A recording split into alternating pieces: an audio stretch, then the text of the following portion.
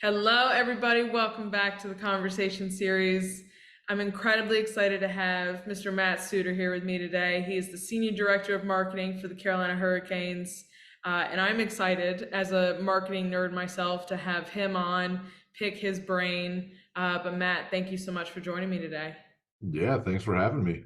Yes, I want to get kicked right off into your journey and your career. First off, how did you become working in sports with the Durham Bulls, broadcasting? How did that all start for you? Yeah, so I went to college, back in the late 2000s. The goal was to be the next radio voice of the New York Yankees. Like that was the dream job. And so I went all through college doing broadcasting stuff, when I was, excuse me, in college and just right out of college, I dabbled in some broadcasting, specifically in baseball. And I found out very quickly, like the overnight bus trips were not for me. And going from small town to small town and, Yeah, rolling into getting back home at 5 a.m., I'm like, this is fun, yeah, but I'd also like to like go out with my friends. yeah, Like I'd like to yeah. have a life outside of the small towns and overnight bus trips. And so that really transitioned me from like a broadcasting side to really more of a media relations, public relations side. Did that for a couple years, latched onto the Durham Bulls for like a full-time job instead of some seasonal roles, which I had done prior. I had a boss leave and I got more responsibility. And that's when I first sort of got into the marketing side of things. I had another boss leave and then they gave me more responsibility. So the joke at the Bulls was I was very good at getting bosses to leave. Like it. um but it was funny, like I mean, what year is it? 2023. So 2016, I was still thinking like my goal was to be a Major League Baseball communications manager, director, or whatever. Like I was really still chasing like that communications route. And then just through some of these promotions and added responsibilities, I got more into the social media and the email marketing and a lot of the digital stuff. And it's funny, like once I started doing that, I realized I really enjoyed it. Nice. Um, but it was just very funny. It's something that I never wanted to do. Yeah, Like I despised social media back in like the early 2010s. Some of the roles I had, which back then, right, social media was like a public relations function, not a yeah, marketing function. yeah, And it was just something that with the whole thing with like the intern running the account back then, that's exactly what it was. It was the intern running the account. I did not like social media. And then but then when I got an opportunity to do it as part of my job because I got more money, I said, yeah, okay, sure, yeah. let's try it out. And it just sort of took off from there, like I said, in the digital marketing sphere. But it's been an interesting journey, from what I went to college to do. And I know I'm not unique in that sense. A lot of people are doing something different from when they were freshmen in college. But I do think I'm very lucky and I'm very fortunate that the goal was always the same, right? The goal was always to work for a professional sports team when I was 18 years old. And Yeah, here I am doing that 15 years later. yeah. So, I might not be behind the mic for a baseball team, but what I'm doing is still fun and still cool. And so I do have a lot of appreciation and feel very lucky Yeah. that my career has taken this path. I love that. And much like how Raleigh and North Carolina rallies around the Hurricanes, I feel like Durham is like built around the Bulls too. Like that is the thing. That is the place. I mean, anytime you drive into Durham at any point, you are driving past the Bulls Stadium. And it's always fun to drive by at game nights, whether it's the fireworks going off or you just see the lights on. It's always been a highlight of mine when I go down to Durham to drive by the Bulls Stadium or just to go to a game. it's it's so cool, and it's really unique for me. I moved to North Carolina in 2014. Okay. And that was the year that the Durham Bulls Stadium, underwent a $20 million renovation. So the only Durham Bulls athletic park I've ever known is the current version with all the LED boards and massive video board. Um, and the only Durham I know is what the Durham is today, really. It's a tech hub foodie town, construction everywhere you go because they're always building more Always. of everything, really. And it's really cool. And so it's very funny to me to compare that to people who I've met who have lived in Raleigh or the Triangle their whole life. Yeah. You know, back in 1998, they'd say, "Oh, you didn't go to Durham. You went to you parked your car, you walked into the stadium, and the game ended, and you went right back to your car and went home." Yep. And for me, it's always, and since 2014 on, it's like, no, you get there early so you can go to dinner, you go to the Yeah. game ends, you go out and get drinks. It's Durham's this hip, cool town. And so I love Durham. I absolutely, again, I worked for the Bulls the first 6 years that I moved down here, and I love Durham, love the Bulls. Um, yeah, it's been very interesting when I arrived in the Triangle, right? I'm what everybody complains about. I'm one of the Northerners who moved here, driving up housing prices, making Yep. I-40 more congested. I'm everything that people complain about, and Yep. I at Yep. least acknowledge it. But I like to think like I've been here now 10 years. I'm a North Carolinian, so Yep. now I complain about all those people too. Nice. I always, my dad, my sister, and I were season ticket holders for the Hurricanes. So we always say when the Rangers are coming in town, we're like, well, there goes the arena. Because Right. there are so many, even during warm up, you have us at one end, and you're like, wow, that is a lot of white, blue, and red down there at that other Yeah. end during warm up. Like they make themselves known. Yeah, we joke around that like the best time to go out to dinner in Cary is when the Rangers are playing at PNC Arena. True. It's I somebody labeled it to me the other day. It's like it has an acronym, but it's like transplant area for all New York and New Jersey. Yeah. And so I'm like, that makes a lot of sense. Yeah, it's and it's interesting from a Hurricane standpoint because a lot of the people who are there at those games in their Rangers gear are wearing Canes gear every other game. Absolutely. No, and a very interesting it's very interesting fan psychology because right, like if you grow up, and that's just take me as an example. If I grow up rooting for the New York Yankees for 22 years and then I move down here at age 23, I'm not just going to stop being a Yankees fan, right? And so it's a very interesting fan psychology where for us, you know what, if you're supporting the Hurricanes 80 or 78 games a year, Yeah. we'll take it. We obviously want to convert you to 82 out of 82, but if we can get you for 78, and especially given just where this team is, right? Yeah. 25 years old is not old at all. Yeah. And so for us, it's okay. Well, maybe now it's 78 out of 82, but if in 5 years it's 82 out of 82, then that's a huge win for us. You've been in this, really seen the digital space and the social media space evolve massively over the last 9, 10 years. How would you describe that evolution of social media and digital space? Yeah, I think I touched on it earlier, right? Yeah. 10 years ago, 8 years ago, social media, the website were all public relations functions. Yeah. They were basically just an avenue to disseminate information. Yep. And I think what we've seen really over the past, like I said, 2016, 2017, I'd say is when the shift really took place in terms of it becoming a fan engagement or, consumer engagement, right? To not just focus on the sports sphere, but really this is much more than a place to post your press release. Yeah. This is much more than a place to update, post a product update. This is a 24/7 cycle where you can talk to fans and create that one-to-one interaction, Yes. right? Nowadays, all you ever hear about is how important one-to-one is from an email standpoint, from an app standpoint, all this personalization. When social media was at the forefront of all of that, right? You can hop on Twitter and just talk to your fans from the brand account. Yep. And so it's been very interesting to see that and see the teams and the brands that were forward facing in that regard and the teams and the brands that were not and still to an extent are not. And how they treat the different functions and even just like email, right? One of the brands can use emails to sell you things. I'm sure you get 18 emails from different retailers every day, just like me, that are sell, and that's great.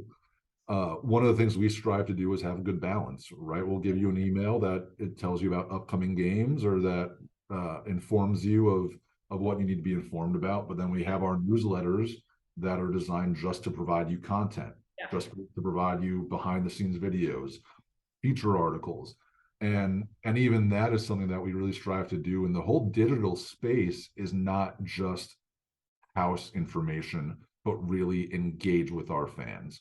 Um, so that social media is at the forefront of that. Just like I said, it's not easy. You have to work really hard at it, but to create those one-to-one relationships with fans through comments, right? Responding to people on Twitter, responding to them on Instagram. But then also we were constantly thinking, well, how can our website be more of a resource than more of a place where we just tell you about what games are coming up?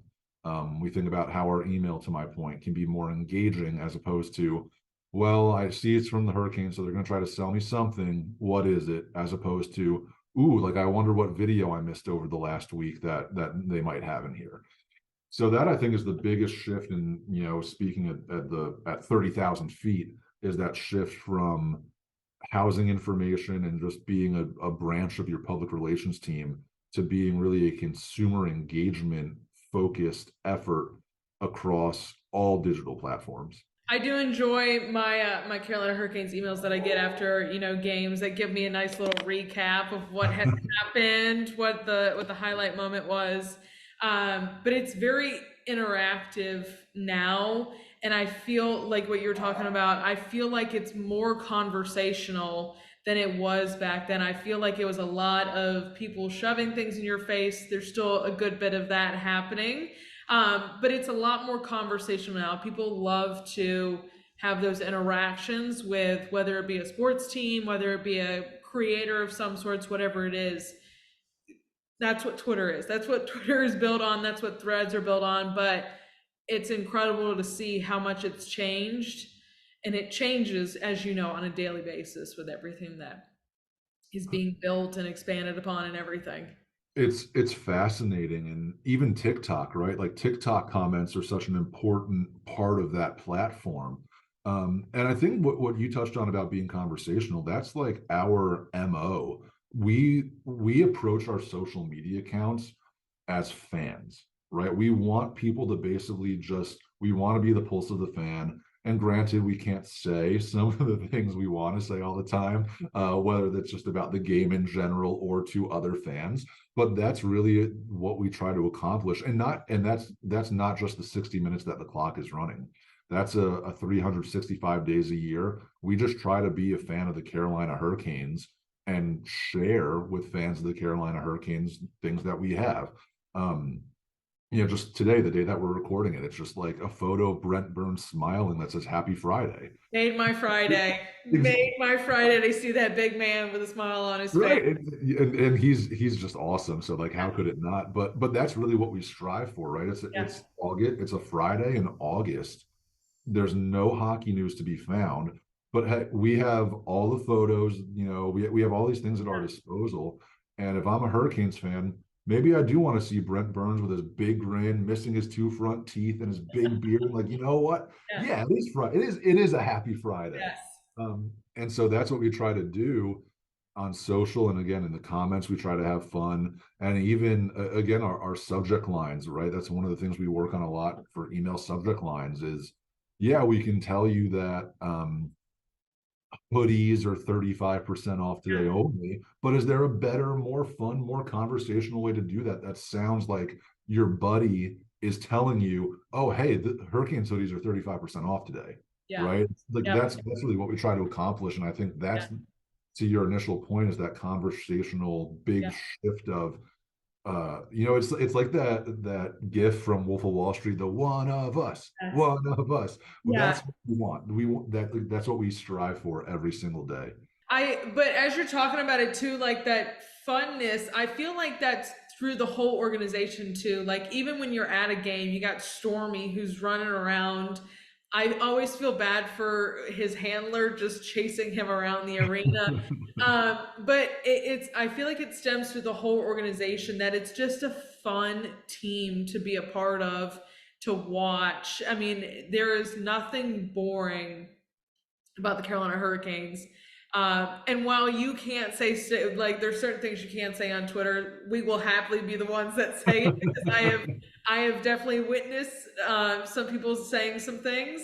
But it's that funness I think is just felt throughout every part of the Carolina Hurricanes from a fan perspective myself. Yeah, it's really interesting, right? Because I think there's a couple of things to that point where you talk about brand and how that your social and your digital go hand in hand with your brand. And you have brands that have a fun Twitter account or a fun voice, but there's nothing inherently fun about that brand. So they get the internet points, they have some funny copy, and that's fun. But really, there's nothing about Oreo is coming to mind for me, where Oreo has some fun stuff on Twitter, and I love Oreos. Like I'll house some Oreos. I love. They're like we had them at my wedding. Like we had to have Oreos at Yeah. my. Yeah, But no chance of a box actually sticking around my house right, for a right. long period of time at all. Right. So the product, the taste of an Oreo is fantastic and Yeah. their social copy can be fun, but I don't think of Oreo as a fun brand, Right. right? I think of them as a cookie product and they try different flavors and Yes. seasonal flavors, but I don't think of them as a fun brand. And where what we just try to do when you think about again our brand as a whole, and like you said, well, the social copy is fun, some of the stuff they do is fun, but I go to a game and I have fun. I go to the Carolina Hurricanes 5K and I have fun. Yes. The players are fun. And so that's really just us understanding where what we have, right? And tapping into all those different things because authenticity, we talked about the one-to-one stuff, but Yep. authenticity is obviously a big buzzword now. We really try to be authentic, right? If Jordan Martinook wasn't screaming Mr. Sveshnikov in the hallway before every single game, maybe we don't have as much fun because Yeah. it's not being provided to us. If Stormy isn't this devious little ice hog, that changes the whole perception of our brand, to your point. So we're very lucky that the other parts of our organization match what we strive for in the digital space because we can piggyback off all of those. And then the other side of it is just understanding where we are in the landscape of North Carolina and South Carolina and Southern Virginia and the Yep. landscape of the NHL. Like Yeah. I said earlier, 25 years is not a long time. Nope. We obviously had a decade-long playoff drought, and we're in a market that values college sports and specifically college basketball. Yeah. And so for us, for all those different factors I just mentioned, we can't just be another brand, Yeah. right? We can't rely solely on the team to perform. Because with any sports team in any league ever, there's going to be ebbs and flows. We had a down flow, last Yep. decade that was poor. We're luckily in a very good section right now. And hopefully this day never comes, but history would tell you at Yeah. some point we will miss the playoffs. Yep. And whether that's this year or we go 15 more years without missing the playoffs, sometime that will come. And so we always think about what can we do now to lay the groundwork to make somebody a fan for life so that when we do miss the playoffs 1, 2, 3 years in a row, like I said, if that's 15 years from now, they're not going to jump ship. Yep. And we have that organization buying, and really it starts from our owner, Tom Dundon. He wants to be different. The mandate is to be disruptive. And our general manager and president, Don Waddell, says the same thing. Our CMO, Mike Foreman, our VP, Dan Latorraca. It's not just as simple as, oh, like admin is so funny. It's not as simple as, oh, Stormy's so funny. It's a collective understanding of what we're building and how every single thing builds off one another to create, back to that initial point, the fun brand as opposed to a fun social account or a fun mascot or just fun players. And I think while we're talking about this too, a big thing is right now is how do you get people to stop and actually look at what stop the scroll. There's so much content as we've been talking about that gets thrown at everybody on a daily basis. During this last round of the playoffs, you had the very cool cinematic movie type posters that were put out. The Panthers' ears while the storm was happening right in front of the PNC Arena, the Devil's horns coming up from the water. How does how do you guys approach that, stopping that scroll and getting people to pay attention? We have been and always will be quality over quantity, Okay. right? And what we really strive for, especially our social team, before we hit post, we go through our quote unquote flow chart and Okay. will our fans enjoy this? Yeah. If the answer is yes, post it. If Yeah. the answer is no, don't post it. Yeah. Right? We every single thing that we post, we try to say, what is the value of this? Okay. And it goes back to the mentality of being a Hurricanes fan. As Yeah. a Hurricanes fan, would I appreciate seeing this post? Does this evoke emotion? Does this prompt a response? Um, like I said, I'm a Yankees fan. If the Yankees posted this, would I stop to Yeah. look at it? And so that's really the where it all starts, is trying to put ourselves into our fans' shoes and say, is this worth it? Right. And the quality over quantity, a prime example of that is when I see other teams in the middle of a game, they'll post a GIF or something of, we penalty killed, right? When they kill a penalty, they post a GIF of penalty killed. And I'm thinking, what value is that driving? Nobody uses social media to follow along with the game anymore. There's so many apps out there. There's the NHL app, the ESPN app, teams that have their standalone apps. If I want to follow along, I'll go to the app because that has an automated feed of every single thing. I don't follow the Hurricanes Twitter account to get game updates. Yep. I follow them so they can give me things that I don't have at my fingertips, like replays, funny clips, photos, the things that are somewhat unique to them. And so I'm sitting there and I'm like, okay, so why are we telling whatever team it is, your 750,000 followers, that you killed a penalty? That's not driving any value. And our play, every single team, after practice or after a morning skate, whatever it might be, the head coach and select players will be available to the media. And teams will post videos of that media availability for every coach and every player. I'm thinking, well, what if the coach didn't say anything interesting? Yeah. Hey, well, if you're just posting a 3-minute video where the coach said nothing of value, and so I'm working towards a point here. I'm not just rambling. No, you're good, because I completely get to your question. and so for me, this all builds to this apex of your question of stopping the scroll. When you're on Instagram or you're on Twitter, TikTok, or wherever you might be, and you see our logo as the avatar, you are trained, even though you haven't thought about it, this is going to be valuable to me. I don't know if it's an article that they published. I don't know if it's a funny photo or video. I don't know what it is, but I see the logo and I'm trained that they know what I want. And that's why frankly, it's more that we don't do a lot of things that other teams do, rather than what we do that other teams don't. And now, to play into that, like you talked about with the playoff graphics that, were just unbelievable pieces of art. When you don't do the things that don't drive value, that helps.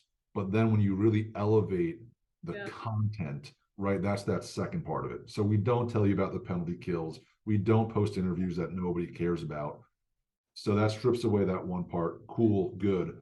But then, okay, they'll show me a fun photo of Brent Burns. Oh, that's an unbelievable graphic. Okay. Now I can't wait for the next graphic.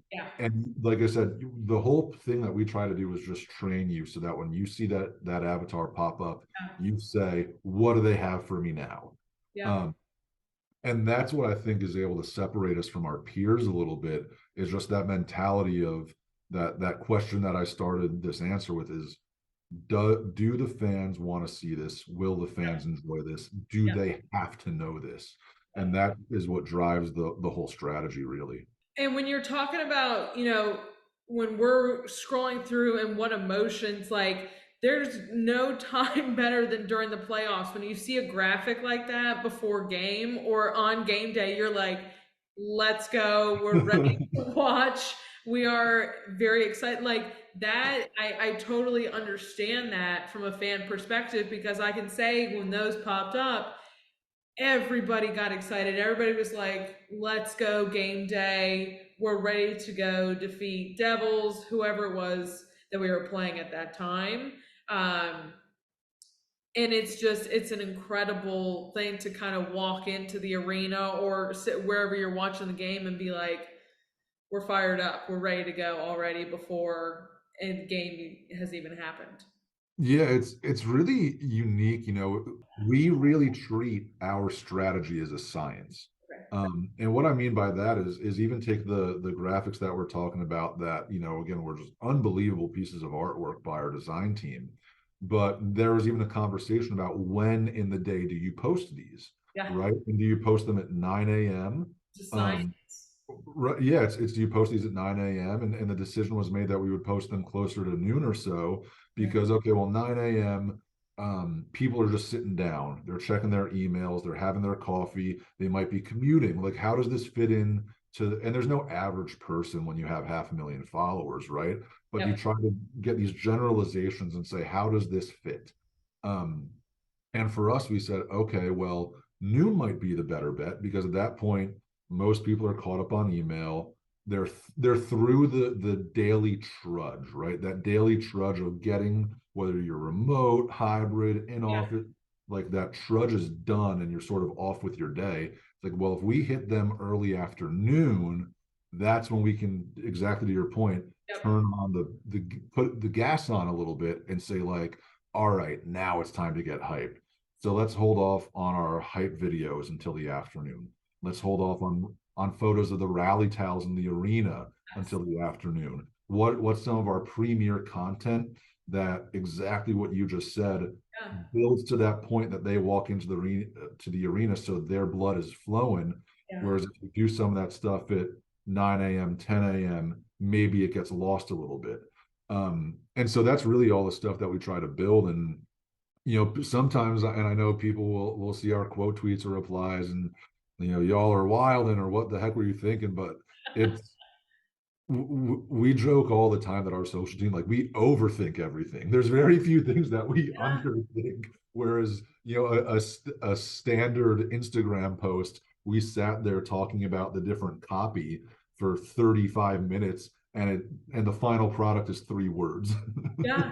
It's incredible sometimes how much thought and it to people not in the marketing world sometimes they think it's so silly because they're like you put all this time into writing a caption.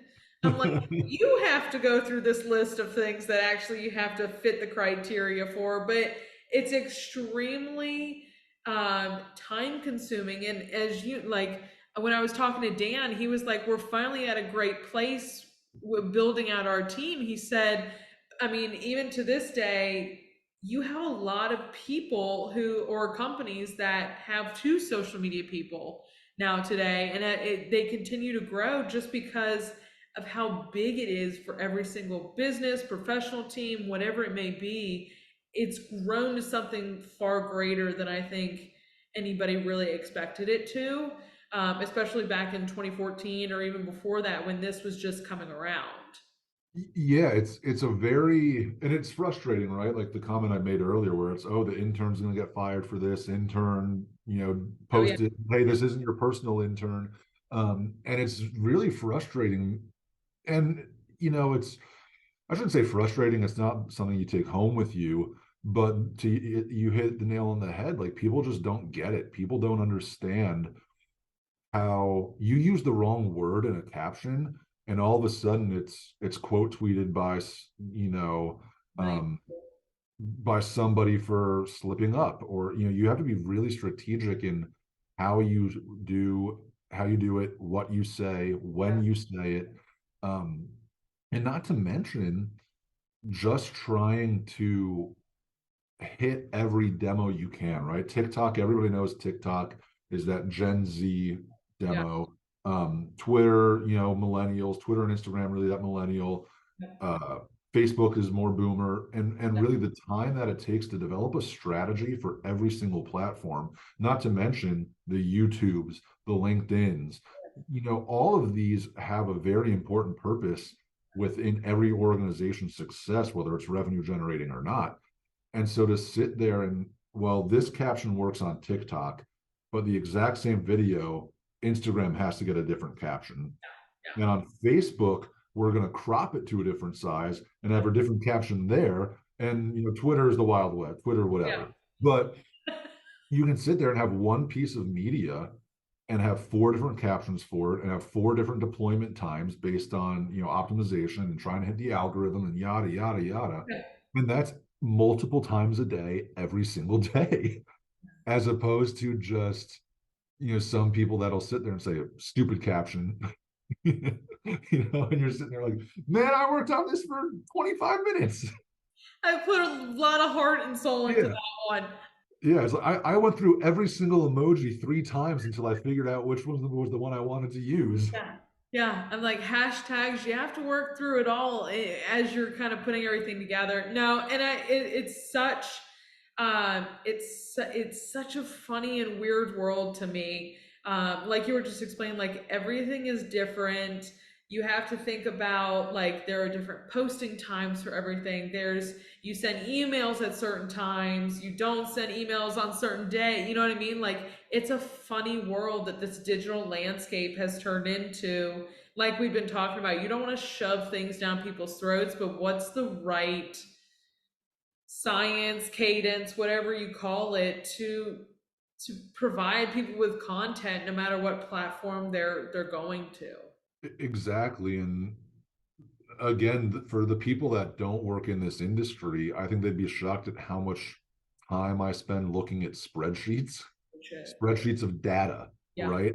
Yeah. And exactly like you said, okay, Mondays and open rates and click rates and do images yield higher? Do buttons yield higher? Do CTAs inline? All Yep. these different things that you open up an email from the Carolina Hurricanes and cool, click, or nope, not going to open that, whatever you do, and you're off with your day without thinking about, again, the data that somebody used to drive why it was sent to you specifically, why it was sent to you on that specific day, whether or not you received that and I didn't, right? Yeah. All these things Yeah. that you don't think about. And it's very funny to me that, again, funny, frustrating, annoying, call it what you want, that it always comes back to the intern. Yeah. It's just a lot of people who don't understand what this industry is like. It's the intern or the 22-year-old who's doing X, Y, or Z. And I'll tell you what, there's a lot of 22-year-olds who do a really good job at this stuff too, right? Who understand these platforms a lot better than somebody my age who's been doing it for 10 years because they're just savvier and wittier Right. and it's but it's very tricky you have to have that really good balance of left brain, right brain to Yep. do this stuff right. When I think a lot of people don't appreciate why what's happening is happening on a daily basis. I want to pick your mind real quick because we've talked about it a little bit. Hurricanes Twitter, it's always been a real, very sassy place. And not afraid to, humor, there's banter, but there's also a little bit of pettiness where we are not afraid to come back and say something, throw that second punch. And it's like you were talking, it's the wild, wild west. How do you guys just approach Twitter where I mean every sports team that is where we kind of, everybody who wants to say something very strongly to us or about us, that's where they go. How do you guys approach that? Yeah, Twitter is always been our bread and butter for sure. And I think it's because to your point is that conversational nature. You can reply, you can quote tweet, you can dig up the receipts, right? You can quote tweet a post 4 years ago if you want, Yeah. where you can't do that on other platforms. But I think it goes back to what we were saying earlier about, the mandate from our owner is be disruptive, Yeah. right? In the market, on the national scale, in hockey, in all the sports, stand out. And for us, yeah, we keep receipts, right? That's if you can do whatever you want, have your fun. If you beat us Yeah. in the regular season, great, and if the time comes, we'll get you. Yeah. And I think a fun example of that, it was literally 3 years ago, like this week, where we played the Rangers in the regular season. It was the year that COVID hit, so we had played Yeah. the bulk of our schedule. We played the Rangers 4 times, and they beat us Yeah. all 4 times. And then we were matched up against them in the bubble, right when the NHL moved into the bubbles in August, and we played them in the first round of the postseason. And I'm not joking, for 2 months, we just had Rangers fans in our comments about how it's a done deal, it's over, it's Yeah. this and it's that. And I'm not joking, I had a Word document that was like 2 or 3 pages long with just links to tweets Love it. um, from random fans too. Yeah. And we discussed, okay, is there anything we actually want to do with this, right? Do we want to make this part of our strategy? Again, it wasn't just a rogue social person going off on somebody. And the decision was basically made that, okay, well, if your team loses in the playoffs, that stinks, right? Like that's tough to swallow. If your team loses in the playoffs and then the team you lost to tweets at you or responds to a tweet of yours from 55 days ago, like that's just like Yeah. really salt in the wound. And Yeah. that's being petty and being sassy. And we said, yeah, let's go for it. Let's do And it. so we did it. I'm not kidding. It was after midnight, 1 a.m., where I opened up my Word doc and started firing them off. And to us, again, that's part of us being a fan, right? That's part of fan behavior. We did something similar in the 2022 playoffs where we swept the Boston Bruins in the regular season. Okay. This is the one I'm thinking of. It was a Yes, video. yes, exactly. So we swept the Boston Bruins in the playoffs, had a bunch of Bruins fans say, Yes. wait till playoffs, Yeah. filed those, made a video about it and put it out there because again, fan behavior is you dish it, I'm going to dish it back if I get the opportunity. Yep. And that's what we try to do because at the heart of what we do, and it's similar to what I touched on earlier, just maybe phrased a little bit differently, right? We just try to drive value for our fans. We try to do something our fans will like. And we only really care about our fans. Yeah. I don't care what Bruins fans think about us. I don't care what Rangers fans think about us. I don't care what Bruins media thinks about us. I really Yeah. don't care what the Boston Bruins think about us. Yeah. Like none of that affects our business. What affects our business is that fan affinity. So if our fans can see that we have our teams back, we have our fans back, we have North Carolina's back, we have the right, we are you. We are just like you. We just so happen to be the ones at the keys. That's where that affinity and loyalty really comes into play. And it's firsthand, right? It's public, it's for everybody to see. We have longtime season ticket members who've Yeah. spent a lot of money with us over the years, and that's really important, obviously, for the Yeah. business. And we love them. But the service that's provided to those STMs is private. It's Yeah. through their account manager, it's through emails and phone calls that nobody else really sees. And that loyalty is unbelievably important as well. But when you can, like I said, publicly back up your team, back up your fans, back up your players, that just adds that extra level of they get it and like, I want to fight with this team. And I mean, it definitely does. And especially like it was a hard thing to swallow when lost to Florida this past round. But I mean, all you saw on Twitter was Carolina Hurricanes fans come through and be like, no matter what happened, it was a great season, but we're firing back as well in terms of what happened in the game. People were commenting on what Rod said. We were like, we don't care. This is our team. We're gonna protect our team. And I feel like we rally just as much, and we love to support you guys just as much. And it's a very interesting community on Twitter to be a part of, depending on what is happening during the regular season and playoffs. It's very true, and I think what you mentioned is right. What we try to foster and promote. We have the most passionate fans in the league, and I don't say that lightly. That's not a PR thing. That's not me greasing wheels. I don't think there's any fan base that's as passionate. Do we have the biggest fan base? No, because look at our market size compared to everybody else. Look at our history compared to everybody else. We're never going to have the biggest fan base in the league. But I do believe pound for pound, we are the most passionate. And you've seen it firsthand, right? We lose a couple games in a row. Yeah, it can get a little negative. It can get a Get a little little dicey. doomsday, apocalyptic, right? The world is falling. But I'd always rather have that than apathy. Yeah. Right? Anger, we say it a lot. Anger is better than apathy because when there's anger, there's care, there's passion, and you're holding yourself to a higher standard. When there's apathy, oh, we won, we lost. What does it really matter, right? In the big scheme of things. So, yeah, we lose a couple games in a row. The comment section is tough, and the mentions are tough to swallow.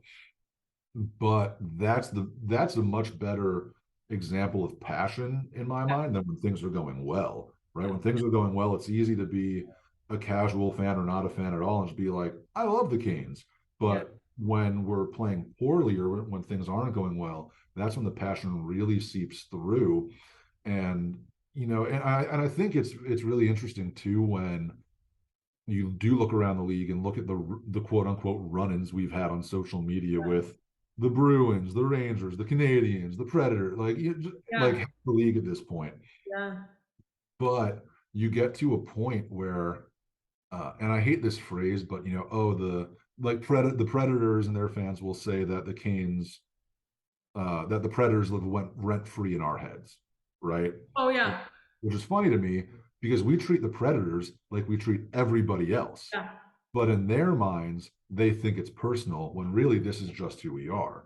Yeah. And so I think we've gotten to a point because of not only our brand's behavior on Twitter, but our fans, right? And our fans having our backs and whatnot, that are we the largest team in the league? No. Largest market? No. Largest fan base? But we're one of the most relevant teams in the league Yeah. because so many teams have developed this frustration with us, this anger with us because of the things we do on social media, right? Beating us today means a lot more than it did 5 years ago because of some of the social media stuff and the way that our fans behave and have our backs. And I think that's really, really special. Yeah. When again, I've said it before, but market size, Yeah. the length of our history, etc. You have a lot of people growing up, or excuse me, a lot of people in that millennial demo who didn't grow up as Hurricanes fans, but are now ride or die because of what we've been able to do in the last 5 years, both on the ice and off. And even I feel like outside of social too, like we annoy the crap out of teams when they come and play us in our arena too. Like people are joking around, they're like, "You guys really aren't the loudest house in the NHL." I'm like, come to a game. We will show you on a random Tuesday night in a sold out arena. We will probably blow your mind on how loud we can be. I think it's just across the board from everything that, from a fan perspective, that I've gotten to experience with the Hurricanes. Like from the game to social, like it is, we're annoying a little bit, but we love it at the same time. Yeah, and it's that buy-in that the fans matter because they do, right? Fans impact on ice performance, and I truly believe that. Obviously the digital stuff probably not so much, but in the arena, there's no question. We signed Michael Bunting, this offseason, who played for the Toronto Maple Leafs the last few years. And in his introductory press conference, he went out of his way to talk about how difficult it is to play here and how he's happy that he's on the other side.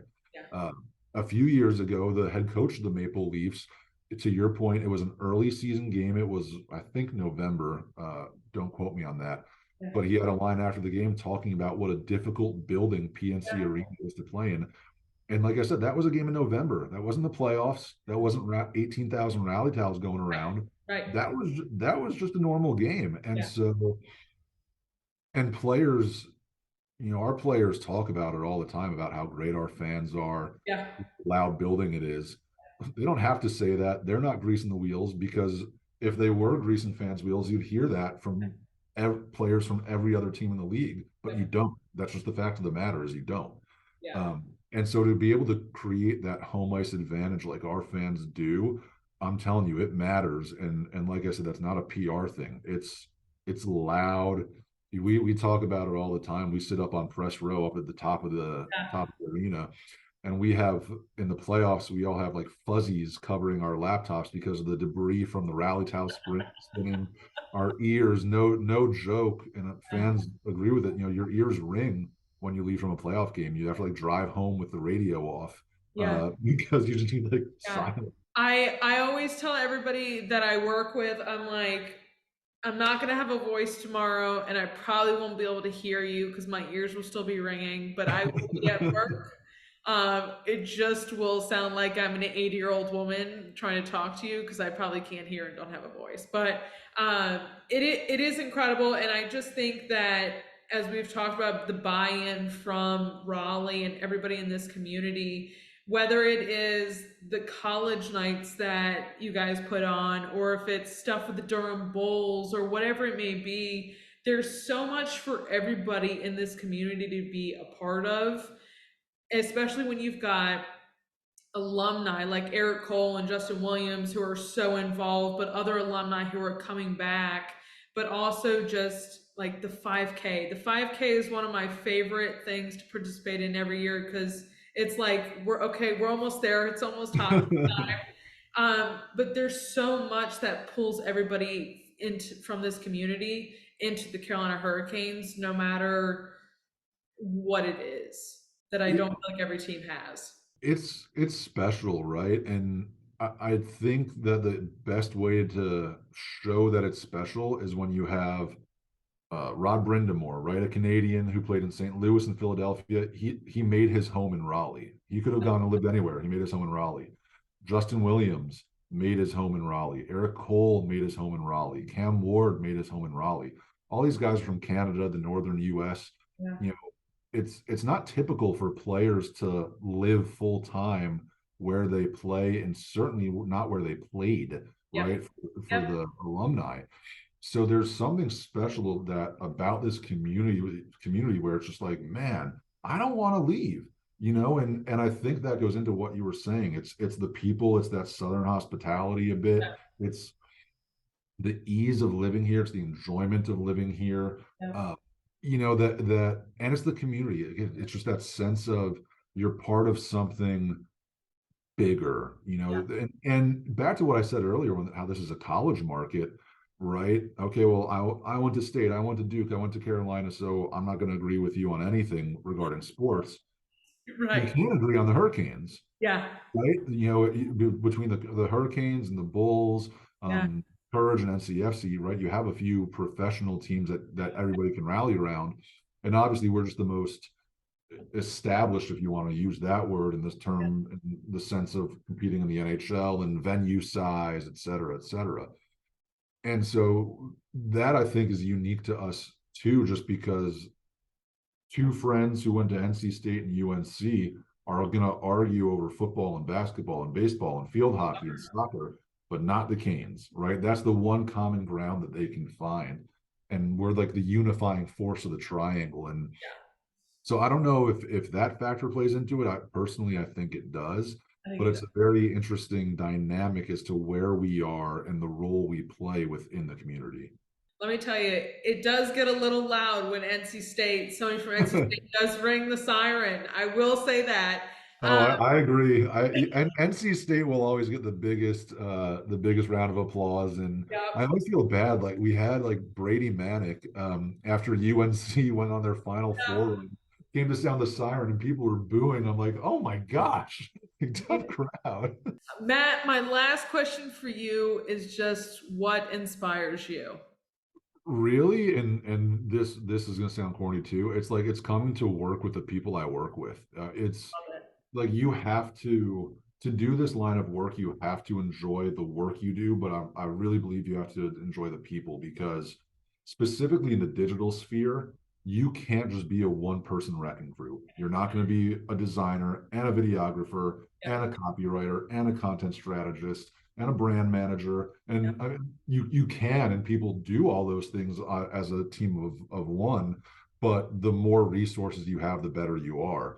And so the conversations that I have in Slack with my coworkers, like that's the kind of stuff that keeps you going. And you know, yeah, we all at the end of the day, this is an awesome job. You know, it's so fun. It's great to work for a place that people are passionate about, but it's a job and there are frustrations just like anywhere else. But to me, it's when you have the people that you can just talk to on that human level. Yeah, You know, you don't have to talk in like marketing jargon yeah, speak every email and every meeting. You can just be real and be your authentic self as a person in the office. That's why I work here, and is because I feel like I can be myself and the people that I talk to can be themselves.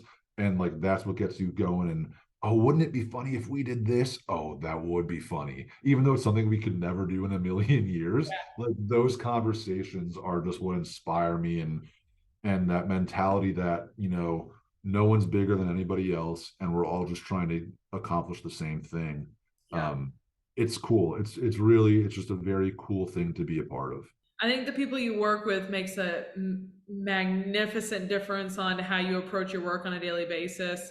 I recently just joined a brand new company and I walked in and one of the questions they were like was, what's your favorite team? And I was like, Carolina Hurricanes. And when I came in, then I had some team members who were like, well, I live in Boston, I'm a Bruins fan. And one other was like, well, I'm a Kraken fan. So of course, during the playoffs, we were in Denver together for an offsite, and the three of us are like, we got to find somewhere to go watch these games and stuff Right, like right, that. right. So it makes a difference when you enjoy each other's work, but you also enjoy each other's company and what everybody's interested in, and whatever it may be, that you can take that work hat off sometimes and have a laugh and share a meal, whatever it may be, that it doesn't feel like work 24/7. Yeah, it's spot on. And you know, I always tell everybody that like when I'm hiring someone, Yeah. if I don't feel like I can go to lunch with you, I don't know if you're the right fit. Because exactly like you said, like if I have to just be able to go out to lunch with you and for an hour talk nothing about work, and that's how I'll know that we're on the same page or not. Yep. And I think that, you know, that's what sort of fuels how we approach things. It's nowadays, you know, people have technical skills up the wazoo, right? They're Absolutely. smart, they're educated, they have experience, they're so prepared to do what the job Yep. description says. But when it, at the end of the day, okay, well, you got five people who can all do the same thing. It's like, who am I going to enjoy being around the most? Who's Yeah. going to fit in best with our team and the established, you know, vibes that we have? Yeah. You know, that's just so important for us too. So Matt, I can't thank you enough for joining me today and to digging into all of this digital and social media space, from the Durham Bulls to Carolina Hurricanes, and I just really appreciate it. No, thank you. This was a lot of fun. Yeah, and if you guys do not follow Matt, all of his socials are down below. Go follow the Carolina Hurricanes. We are very close to hockey being back. We got the countdown going on, so I'm thrilled that we get to see some hockey here soon. But Matt, just thank you. Thank you. Yeah, and as always, I will see you guys back here next time. Bye, y'all.